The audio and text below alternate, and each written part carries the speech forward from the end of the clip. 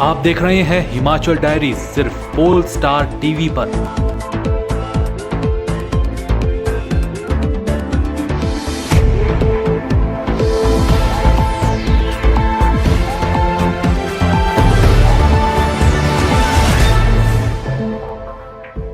Himachal diaries के प्रायोजक हैं RK hospital Hamirpur, service with quality. नमस्कार, आप देख रहे हैं हिमाचल डायरी और आपके साथ मैं हूं मोनिका ठाकुर। आइए जानते हैं हिमाचल से जुड़ी ताज़ा तरीन खबरें।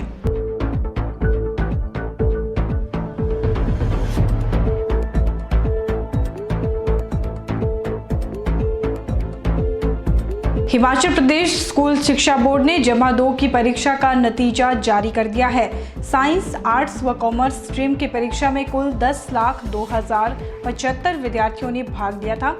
इसमें से 73,948 उत्तीर्ण हुए, जबकि 15,886 को कंपार्टमेंट दी गई। परीक्षा परिणाम 72.89% रहा। बोर्ड ने कई तरह की मुश्किलों का सामना करते हुए 27 दिन के भीतर ही नतीजा घोषित किया है। कंपार्टमेंट परीक्षार्थियों को 1 माह के भीतर बिना विलंब शुल्क ऑनलाइन आवेदन करना होगा। पिछले साल की तुलना में इस बार पास प्रतिशतता लगभग 6% कम रही है। विज्ञान संकाय में कांगड़ा के CRC राजकीय स्कूल रेहन के ऋतिक कंदौरिया ने 492 अंक लेकर प्रदेश में पहला स्थान हासिल किया है। दूसरे स्थान पर हमीरपुर के गुरुकुल पब्लिक स्कूल के निखिल कुमार रहे। मेरिट में तीसरा स्थान हमीरपुर के लिटिल एंजल पब्लिक स्कूल महरे के प्रवीण कुमार ठाकुर, मंडी के नेरचौक के king George royal public school के अमोल शर्मा और हमीरपुर के किड्स पब्लिक स्कूल बिजड़ी के आशीष बैंस ने हासिल किया। SD पब्लिक स्कूल हमीरपुर के निखिल ठाकुर, ज्वाली के ऋषभ मनकोटिया और ऊना DAV स्कूल की गीतांजलि 486 अंकों के साथ चौथे स्थान पर रही। 5वें स्थान पर 6 छात्रों ने जगह बनाई। इसमें माउंट एवरेस्ट स्कूल कठूर कला के विवेक जोशी, अम्ब की मीनाक्षी ठाकुर, हमीरपुर की आदिति सिन्हा, कांगड़ा के रेहन की रजनी शर्मा और कांगड़ा के घराना सरकारी स्कूल के अभिषेक शर्मा के अलावा करियर अकादमी नाहन की फाल्गुनी अग्रवाल शामिल हैं। मेरिट सूची में 6ठे स्थान पर कुमार सेन की सिमरन अग्रवाल व आदर्श विद्या निकेतन स्कूल नाहन की आस्था कुमारी ने 483 अंक पाकर संयुक्त स्थान हासिल किया है। 7वें स्थान पर घुमारवीं की अंजलि धीमान, ज्वाली तहसील के मतलहर के रसाल, हिम अकेडमी स्कूल हमीरपुर के विशाल शर्मा, कुल्लू के मोहल की कुसुमलता 482 अंकों के साथ रहे। इसी तरह him academy public school Hamirpur के कार्तिक, हमीरपुर के मेहरे के लिटिल एंजल पब्लिक स्कूल की वनिष्का 481 अंकों के साथ 8वां स्थान हासिल किया। वहीं आर्ट्स में मंडी के राजकीय वरिष्ठ माध्यमिक पाठशाला द्रंग की छात्रा नेहा ने 476 अंक हासिल कर पूरे प्रदेश में टॉप किया है। राजकीय कन्या वरिष्ठ माध्यमिक पाठशाला नाहन की छात्रा बुशरा ने 1 अंक से पिछड़ते हुए दूसरा स्थान हासिल किया है। सिरमौर के गलाना घाट राजकीय वरिष्ठ माध्यमिक पाठशाला की दीक्षिता शर्मा और ठियो के सरकारी स्कूल की सपना ने 471 अंक पाकर तीसरा स्थान हासिल किया है। वहीं कॉमर्स स्ट्रीम में करियर एकेडमी स्कूल नाहन की फाल्गुनी अग्रवाल ने 484 अंक पाकर मेरिट में पहला स्थान हासिल किया है। ऊना की प्रिया सैनी को 479 अंकों से दूसरा स्थान मिला है। तीसरे स्थान पर आदर्श विद्या निकेतन स्कूल नाहन के दीपक व कैरियर एकेडमी नाहन के अजय बंसल ने 474 अंकों के साथ दूसरा स्थान प्राप्त किया है। चौथे स्थान पर हमीरपुर के भरेड़ी की भारती ठाकुर 473 अंकों के साथ रही। सांसद अनुराग ठाकुर ने हमीरपुर में डाकघर पासपोर्ट सेवा केंद्र का शुभारंभ किया। उन्होंने कहा कि अब लोगों को पैसे खर्च करके पासपोर्ट बनवाने के लिए शिमला नहीं जाना पड़ेगा।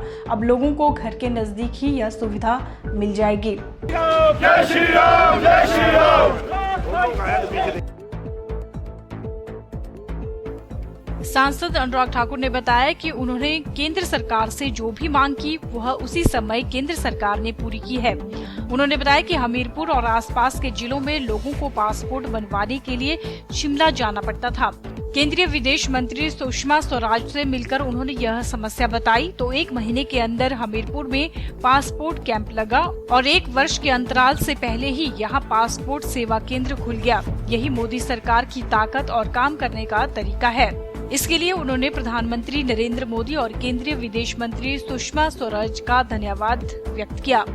उन्होंने कहा कि अब से पासपोर्ट संबंधित सभी सुविधाएं हमीरपुर और निचले हिमाचल को यहीं मिल जाएगी। इसके लिए अब लोगों को शिमला के चक्कर नहीं काटने पड़ेंगे।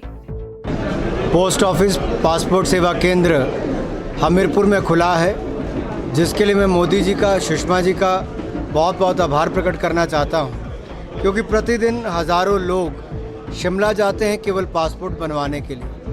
हज़ारों लोगों का बन भी नहीं पाता और बार बार चक्कर काटने पर हज़ारों रुपए एक व्यक्ति को खर्च करने पड़ते थे। जिस तरह की परेशानियां आती थी, आज उनसे निजात दिलाई है तो आदरणीय सुषमा जी ने और नरेंद्र मोदी जी ने।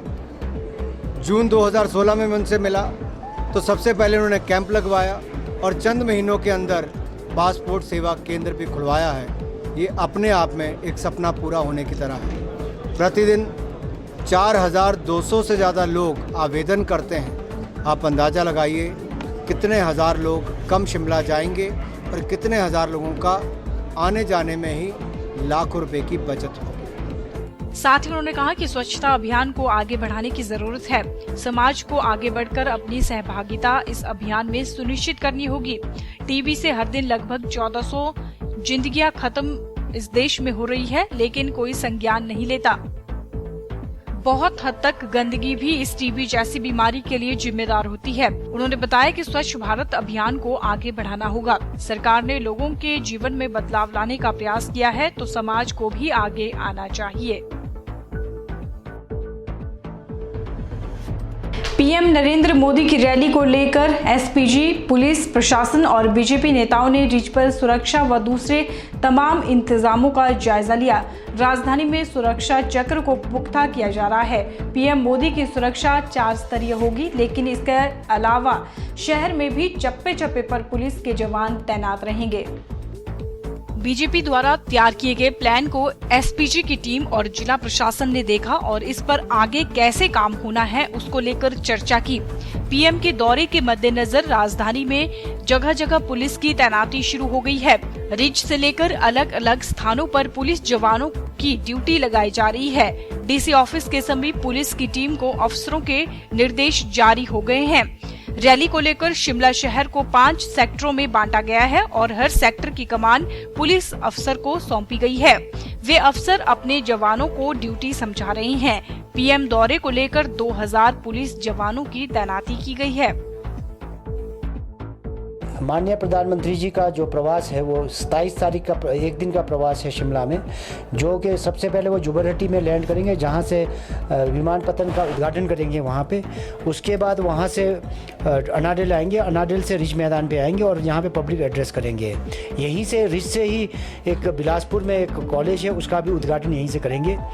उसमें काफ़ी संख्या में यहाँ पर जो लोग हैं वो जुटने की संभावना है। इसको किसके मद्देनज़र रखते हुए हमने हिमाचल पुलिस ने चाक चौबंद प्रबंध किए हैं। जुबरहट्टी से लेकर के जो रिज मैदान तक है, इसमें चप्पे चप्पे पर हमने पुलिस विभाग लगा के रखा है। हर एक पूरे के एरिया को 5 सेक्टरों में बांटा गया है। हर सेक्टर का जो इंचार्ज है वो एक एसपी रैंक के ऑफिसर हैं। उसके नीचे दूसरे गेस्टेड अफसर, एडिशनल एसपी एंड डीएसपी लगाए हैं। 45 से ज़्यादा गेस्टेड अफसर हमने इसमें लगा दिए हैं और सफिशेंट फोर्स दिया है। तो तकरीबन कोई 2-1 हज़ार हम लोगों ने यहाँ फोर्स में लगाया है। सीसीटीवी कैमरे से इंस्टॉल कर दिए गए हैं। जो पूरा का एरिया है उसका सैनिटाइज किया जा रहा है, सेंसस किया जा रहा है कि कौन लोग रह रहे हैं। पूरा होटल, सराय, ढाबा सभी जगह का उसको चेकिंग किया जा रहा है। पूरे सभी जो 5 सेक्टर है उसको भी आगे सब सेक्टर्स में बांट दिया गया है।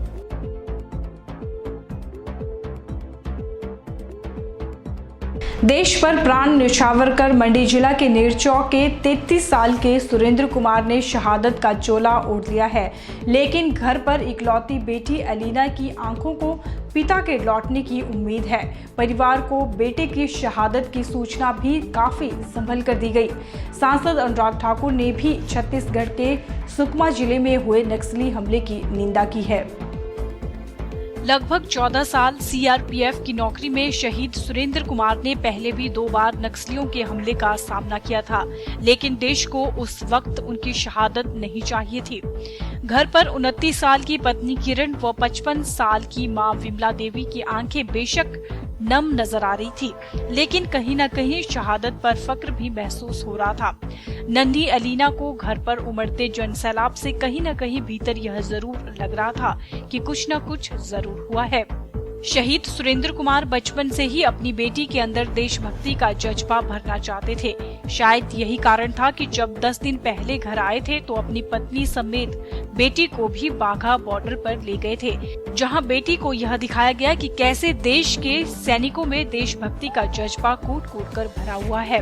वहीं आबकारी एवं कराधान मंत्री प्रकाश चौधरी भी शहीद के घर सांत्वना देने पहुंचे। शहादत पर पूरी मंडी घाटी, पूरा प्रदेश ही गमगीन हो उठा है। 24 अप्रैल की शाम से ही सुरेंद्र की शहादत की आशंका व्यक्त की जा रही थी। तब यही दुआ कर रहे थे कि आशंका ही रहे, लेकिन भारत माता को अपने लाल की शहादत चाहिए थी। 25 सुबह ही परिवार के सदस्यों को शहादत की आधिकारिक सूचना मिल गई, लेकिन इसे शहीद की मां व पत्नी से दोपहर तक साझा नहीं किया गया। सांसद अनुराग ठाकुर ने भी नक्सली हमले की निंदा की है। बहुत दुखद घटना है। जितनी इस घटना की निंदा की जाए उतनी कम है। ये जंग जो हमारी नक्सलवादियों के खिलाफ है, ये जारी रहेगी और हमारे इन 25 वीर सैनिकों की शहादत को खराब नहीं जाने दिया जाएगा। इसका बदला नक्सलवाद को जड़ से ख़त्म करने का जो संकल्प लिया है उसको पूरा करेंगे। और ये दर्द नक्सलवादियों का देखने को मिलता है, क्योंकि एक सड़क जो बन रही थी विकास की, जिसके बाद वहाँ पर अस्पताल बनने, स्कूल बनने और सुविधाएं बनने के काम शुरू हुए, उन कामों को रुकवाने के लिए जो बंदूक की नोक पर लोकतंत्र को ख़त्म करने का प्रयास कर रहे हैं, ये लोकतंत्र को ख़त्म करने वाले नक्सलवादियों को हम ज़्यादा देर तक ये काम नहीं करने देंगे। उनको इस कांड का खामियाजा भुगतना पड़ेगा। 28 अप्रैल को राज्यपाल आचार्य देवव्रत हमीरपुर के दिम्मी में पार्वती अस्पताल का शुभारंभ करेंगे।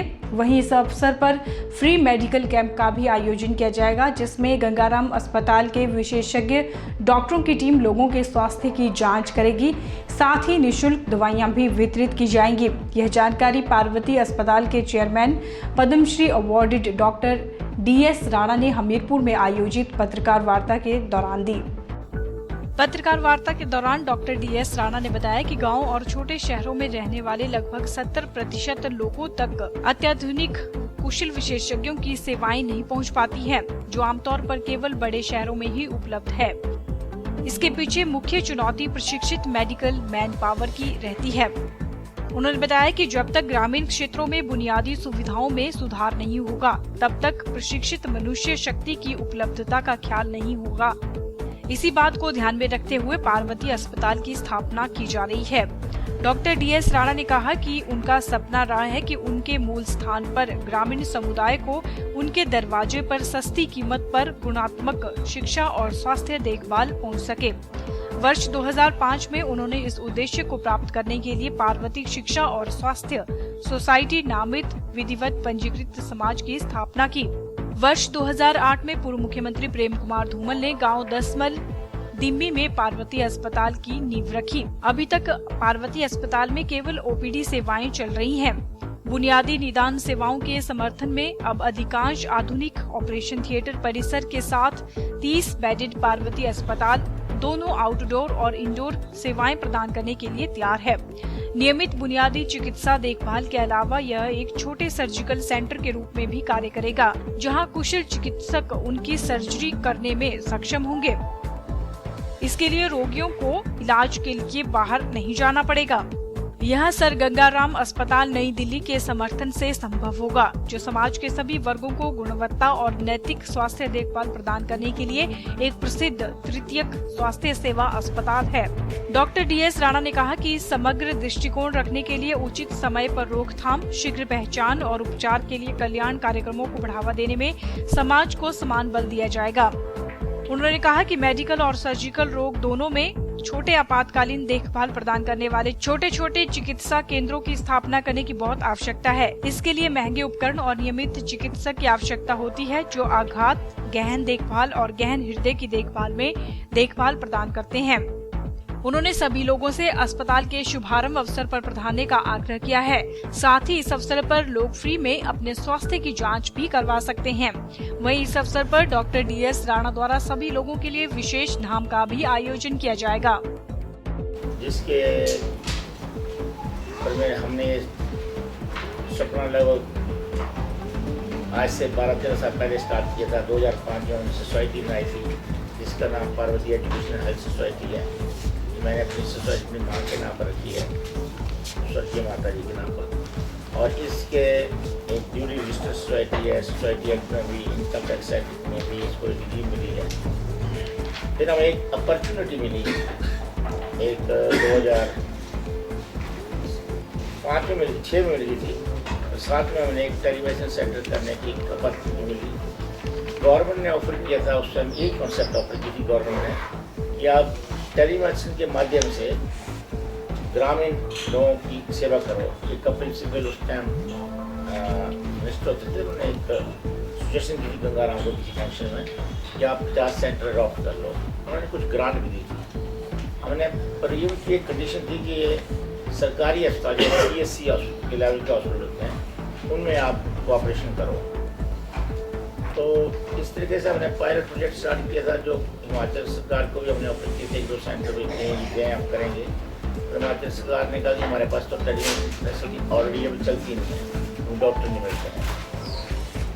तो फिर फैसला किया गया कि चलो एक NGO के साथ मिलकर भी एक सेंटर हिमाचल में बनाए। और 2-3 सेंटर हमने हरियाणा और राजस्थान में बनाए थे। 3 साल के बाद पायलट प्रोजेक्ट खत्म हो गया। फिर भी गंगाराम हॉस्पिटल और गंगाराम ट्रस्ट सोसाइटी ने अपनी सपोर्ट कंटिन्यू रखी इस हॉस्पिटल के लिए, जो टेलीमेडिसिन सेक्टर था। हिमाचल डायरी में अब रुकते हैं एक छोटे से ब्रेक के लिए। आप बने रहिए पोल स्टार TV के साथ।